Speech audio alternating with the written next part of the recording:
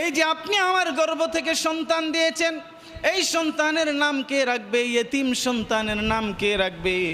আবারও গায়েব থেকে কি ধরনের আওয়াজ আসছে? হাদাত তিফলু ইসমুহু মুহাম্মদ, এই শিশুটির নাম হচ্ছে মুহাম্মদ। এখন একটু শুনছে, এখন তেমন ভয় পায় নাই। আবারও আল্লাহ তাআলার কাছে জিজ্ঞাসা করতেছে, ও আল্লাহ, এই যে এতিম শিশুটি, এই শিশুটির নাম কি রাখবো? ও কাবাঘরের মালিক, প্রত্যেকটা শিশুর নাম তো তার বাবা রাখে, কিন্তু আমার এতিম শিশুটির নাম কে রাখবে?